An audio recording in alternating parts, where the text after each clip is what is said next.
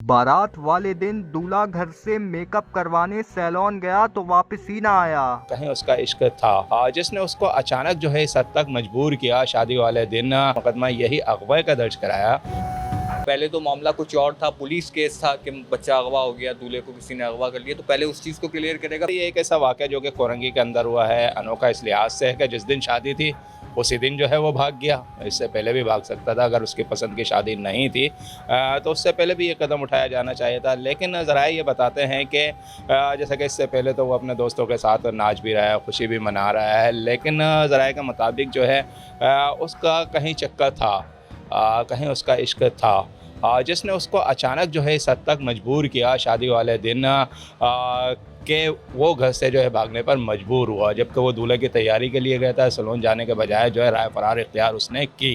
तो इससे ज़रा ये बताते हैं कि जिसके साथ उसका चक्कर था उस लड़की ने इस हद तक यानी कि उसको मजबूर किया कि जान से जो है हाथ धो बैठने की। तो उसको मद्देनज़र रखते हुए जो उसने उस दिन शादी का इरादा तुर्क कर दिया, घर से भाग गया। और फिर बात आती है कि मुकदमा दर्ज करने की, जब 2 दिन तक जो है उसका बच्चे का बाप को इल्म नहीं हो सका तो उन्होंने ये शुबा ज़ाहिर किया कि मेरे बेटे को शायद अगवा कर लिया गया है। तो इस शुबे के नतीजे में जो उन्होंने मुकदमा यही अगवा का दर्ज कराया, जो कि दर्ज कर लिया गया था। उसके बाद जो है यकीनन ज़ाहिर है कि पुलिस फिर हरकत में आती है, मामलात सामने आते हैं। और ये भी एक अजीब बात थी कि वो अपना मोबाइल भी घर पर रख कर गया था, जबकि मोबाइल जो है अक्सर साथ ही उसके होता था। तो मोबाइल के ज़रिए जो है उसकी लोकेशन भी जो ट्रस्ट की जा सकती थी वो भी नहीं हो पा रही थी। अगर मोबाइल उसके पास होता तो यकीनन जो पुलिस को पहुंचने में और आसानी हो जाती। लेकिन उसके बाद जब इस किस्म की सूरत हाल आई तो यकीनन जो है उस तक भी मुकदमे की बात पहुंची होगी और बाप की परेशानियों की पहुंची, तो वो वापस घर पर आ गया। तो ज़ाहिर है एक अगवे का मुकदमा दर्ज हुआ है तो उस पुलिस को भी अपनी कार्रवाई मुकम्मल करनी होती है। और उस लिहाज से पूछगछ जो है लड़के से ज़रूरी थी। तो जब उससे पुलिस ने तहकीकात की तो उसने ये बताया कि मेरी पसंद की ये शादी नहीं थी जो हो रही थी, जिसकी वजह से जो है वो घर से फ़रार हुआ था। तो उसके बाद मुकदमा तो तकरीबन ख़त्म हो चुका है। लेकिन ये एक कहानी ने एक ऐसी जन्म ले लिया है कि हमारे माशरे के साथ जो है इस किस्म के जो है वाक़यात पेश आ रहे हैं जिससे वालिदैन जो है परेशानी का शिकार नज़र आ रहे हैं। तो दूसरा सवाल यकीनन यही बनता है कि ये वाक़यात पेश क्यों आ रहे हैं।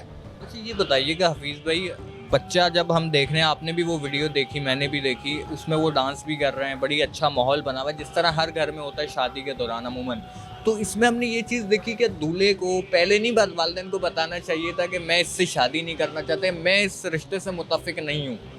वो ये चाहता तो वालिदैन को पहले बताता ताकि नौबत ही ना आती कि इतनी बड़े वाक़ा होता है, एफआईआर ही ना होती अगर ये सब होता, बल्कि टेंशन भी ना फैलती पूरे उनके ख़ानदान में।